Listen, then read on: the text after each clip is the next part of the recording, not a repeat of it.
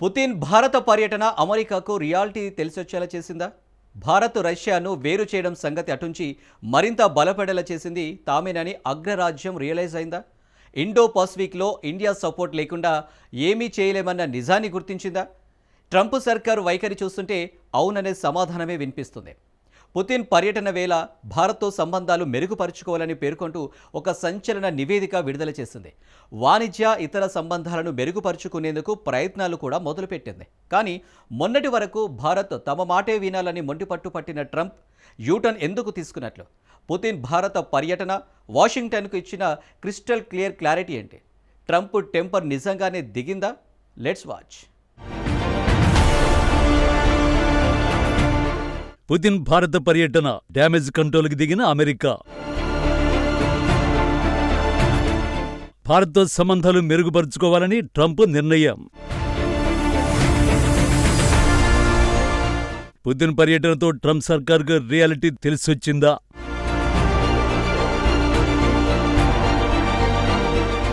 దేన్ని తెగేదాకా లాగొద్దంటారు. కానీ అమెరికా అధ్యక్షుడు ట్రంప్ పని అది. పరిణామాలను అంచనా వేయకుండా అగ్రరాజ్యానికి అధ్యక్షుడన్న తలపొగరుతో ప్రపంచం మొత్తం తన మాటే వినాలి అనేలా వ్యవహరిస్తున్నారు. అమెరికాను ప్రపంచంలో ఏ దేశం పెద్దన్నగా భావించడం లేదన్న రియాలిటీని అర్థం చేసుకోకుండా అడ్డదిడ్డంగా నిర్ణయాలు తీసుకుంటున్నారు. మరి ఫలితాలు కూడా అందుకు తగ్గట్టే ఉంటాయి కదా. ఆ ఫలితాలే ఇప్పుడు అమెరికా కళ్ళు తెరుచుకునేలా చేస్తున్నాయి. ఆ ఫలితంగానే భారత్తో బంధంపై సంచలన నివేదిక విడుదల చేసిందా దేశం.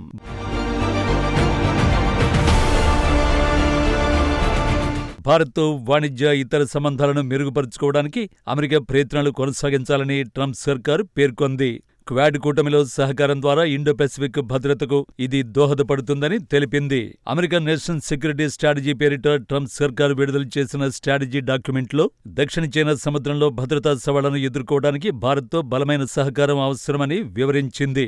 మానవజాతి చరిత్రలో అమెరికా అత్యంత విజయవంతమైన గొప్ప దేశంగా పొడవుపై స్వేచ్ఛకు నిలవగా కొనసాగేందుకు ఈ స్ట్రాటజీ డాక్యుమెంట్ ఓ మార్గసూచికగా ఉపయోగపడుతుందని పేర్కొంది. తమ దేశ సామర్థ్యానికి సంబంధించిన అన్ని అంశాలను బలోపేతం చేసుకుని అమెరికాను సురక్షిత, సుసంపన్న, స్వేచ్ఛాయుత గొప్ప దేశంగా మారుస్తామని అందులో ట్రంప్ సందేశమిచ్చారు. పశ్చిమార్ధగోళంలో ఉమ్మడి వైఖరిని మరింత బలోపేతం చేసుకునేందుకు యూరప్, భారత్ సహా ఆసియాలోని మిత్రపక్షాలతో కలిసి పనిచేయాలనే strategy document నిర్దేశించింది.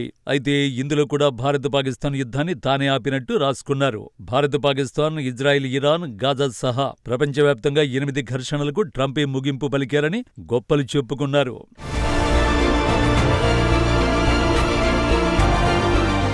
American national security strategy డాక్యుమెంటులో ఇతర అంశాలను పక్కన పెడితే భారత్తో వాణిజ్య ఇతర సంబంధాలను మెరుగుపరుచుకోవడానికి తమ దేశం ప్రయత్నాలు చేయాలని పేర్కొనడానికి కొన్ని కారణాలున్నాయి. వాటన్నింటికీ పుతిన్ భారత పర్యటనే మూలం. రష్యా అధినేత భారత పర్యటనపై చైనా కీలక ప్రకటన చేసింది. భారత్, చైనాలు తమకు అత్యంత సన్నిహిత మిత్రదేశాలన్న పుతిన్ వ్యాఖ్యల్ని చైనా అధికారిక మీడియా గ్లోబల్ టైమ్స్ ప్రముఖంగా ప్రస్తావించింది. అదే సమయంలో ఆ రెండు దేశాల ద్వైపాక్షిక సంబంధాల్లో జోక్యం చేసుకునే హక్కు రష్యాకు లేదంటూ పుతిన్ చెప్పిన మాటను ప్రచురించింది. నిజానికి రష్యా అధ్యక్షుడు భారత పర్యటనను చైనా అధికారిక మీడియా చాలా వరకు విస్మరించింది. ఫ్రాన్స్ అధ్యక్షుడు మ్యాక్రాన్ తమ దేశంలో సాగిస్తున్న పర్యటనకు అధిక ప్రాధాన్యం ఇచ్చింది. అయితే భారత్, చైనాలతో రష్యా సంబంధాలను ఉద్దేశించి పుతిన్ వ్యాఖ్యల్ని మాత్రం హైలైట్ చేసింది. భారత్, చైనాల మధ్య ఉన్న వివాదాలకు ఇరు దేశాల నేతలు పరిష్కారాన్ని కనుగొంటారన్న ఆశాభావాన్ని ఆయన వ్యక్తం చేసిన విషయాన్ని ప్రస్తావించింది. చైనా, రష్యా మధ్య సన్నిహిత వ్యూహాత్మక సంబంధాలు ఉన్నాయి. భారత్, రష్యాల మధ్య కూడా అదే స్థాయి మైత్రి ఉండడం చైనాకు రుచించడం లేదని విశ్లేషకులు చెబుతున్నారు. ఆ సంగతి పక్కన పెడితే భారత్, చైనా తమకు అత్యంత సన్నిహిత మిత్రదేశాలన్న పుతిన్ వ్యాఖ్యలు అమెరికాను కలవరపెట్టేవే. ఈ 3 దేశాలు ఏకమైతే ఏం జరుగుతుందో అగ్రరాజ్యానికి తెలుసు.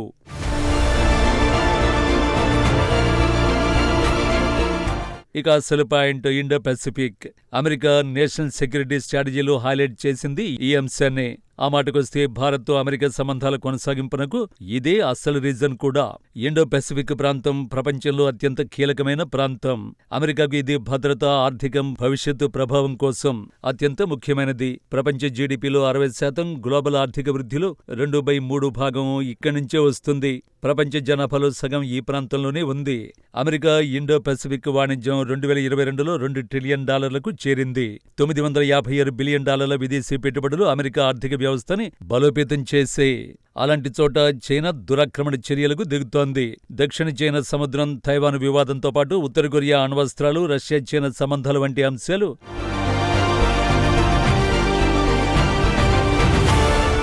అమెరికా భద్రతకు ముప్పుగా మారుతున్నాయి. పైగా ఈ ప్రాంతం టెక్నాలజీ, ఎనర్జీ, ఇన్ఫ్రాస్ట్రక్చర్లో గ్లోబల్ లీడర్గా ఉంది. బైడెన్ అడ్మినిస్ట్రేషన్ నుంచి ప్రస్తుత ట్రంప్ వరకు దీన్ని అమెరికా భవిష్యత్తు కోసం క్రిటికల్గా చూస్తోంది.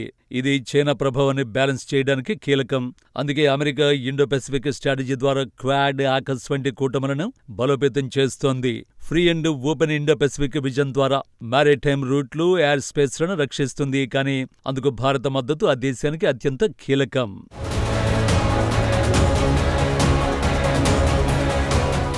ఇండో పెసిఫిక్లో చైనాను బ్యాలెన్స్ చేయడానికి భారత్ కీలకం. భారత్ మద్దతు లేకపోతే అమెరికా స్ట్రాటజీకి తీవ్ర పరిణామాలు ఉంటాయి. భారత్ కనుక లేకపోతే చైనా ఇండియన్ ఓషన్, సౌత్ ఆసియాలో అన్ఛాలెంజ్డ్గా ముందుకు వెళుతుంది. క్వాడ్ వంటి ఫోరంలు బలహీనపడతాయి. అమెరికా మిత్రదేశాలు జపాన్, ఆస్ట్రేలియా మీద ఒత్తిడి పెరుగుతుంది. ఇది రీజనల్ స్థిరత్వాన్ని దెబ్బతీస్తుంది. Jinping dream project, belt and road initiative ప్రభావం పెరుగుతుంది. Bharat joint military exercises, intelligence sharing, 2+2 dialogues లేకపోతే అమెరికా సహకార ఆపరేషన్లు బలహీనపడతాయి.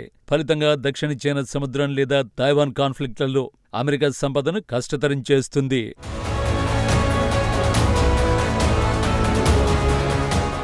భారత్ లేకపోతే America Indo Pacific economic framework వంటి ఇనిషియేటివ్లు బలహీనపడతాయి. చైనా ప్రభావం పెరిగి రీజియన్లో అమెరికా లీడర్షిప్ ప్రభావాన్ని తగ్గిస్తుంది. మొత్తంగా భారత్ సపోర్ట్ లేకపోతే America Indo Pacific strategy, free and open vision కోల్పోయి చైనా డామినెన్స్ కు దారితీస్తుంది. అలా జరగకూడదు అంటే భారత్తో బలమైన సంబంధాలను కంటిన్యూ చెయ్యాలి. పుతిన్ పర్యటన వేళ ఈ నివేదికలో అమెరికా చెప్పింది కూడా అదే. మరి భారత్తో స్నేహం ఎంత కీలకమో ట్రంప్ సర్కారుకు ముందు తెలియదా అంటే తెలుసు. కానీ భారత్ ఇంత వేగంగా పావులు కదుపుతుందని అగ్రరాజ్యం అర్థం చేసుకోలేకపోయింది.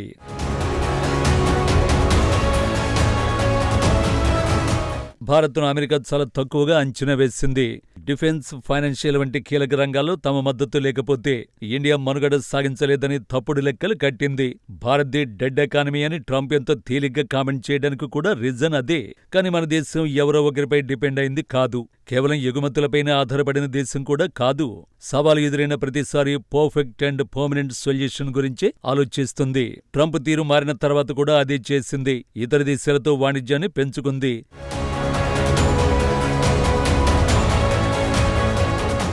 ఎవరి నుంచి దూరం జరగమని బెదిరించారో వారితోనే అమెరికాలో ఎదురయ్యే నష్టాలను భర్తీ చేసుకుంటోంది. ఇక శత్రుత్వాన్ని పక్కన పెట్టి మరీ చైనాతో సరిహద్దు వివాదాల పరిష్కారానికి సిద్ధపడింది. ఒక్క ముక్కలు చెప్పాలంటే భారత్ను తక్కువగా అంచనా వేశామని అమెరికా పాలకులే రియలైజ్ అయ్యేలా చేసింది. అందుకే భారత్తో వాణిజ్య, ఇతర సంబంధాలను మెరుగుపరుచుకోవడానికి అమెరికా ప్రయత్నాలు కొనసాగించాలని ట్రంప్ సర్కార్ డిసైడ్ అయింది. కాదు అయ్యేలా భారత్ చేసింది.